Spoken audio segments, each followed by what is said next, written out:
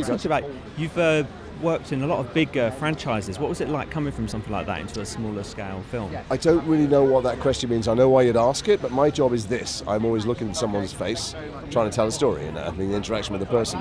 Yeah. So however many trucks there are, or how many prints come out, my job's always exactly the same. Oh, okay, yeah. And your character was pretty outlandish and massive. How did you go about finding him and creating Well, first of all, there's a brilliant script. I'd like to claim credit for all that stuff.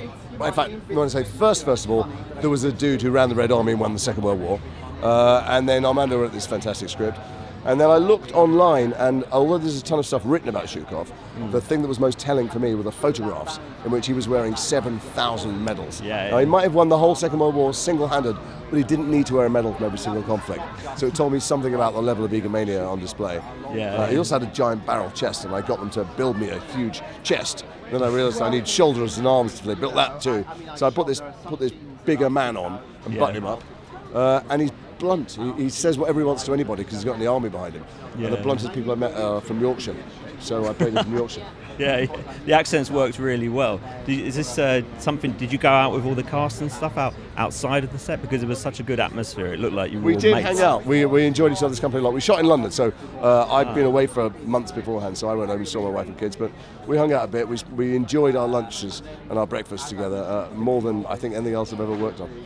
It felt like hanging about with a bunch of blokes in a pub after hours. It was hanging out. I mean, I had to really get a lid on how much of a fanboy I was and a lot of people I was working with. I could have quoted Python back at Michael, endlessly, forever, and all of Larry Sanders back at Jeffrey Tambor, and in fact all of Reservoir Dogs at Steve. Yeah. But then they would have run a million miles in the other direction, so I pretended I didn't know who they were.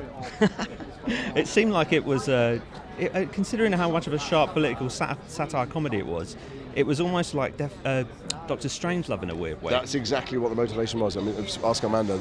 I think the guy who wrote the original graphic novel, the French guy, that was his inspiration for it. Oh, It's very much like Dr. Strangelove, and it's not purely comedy. It's a comedy of terror, and I think it's deeply disturbing.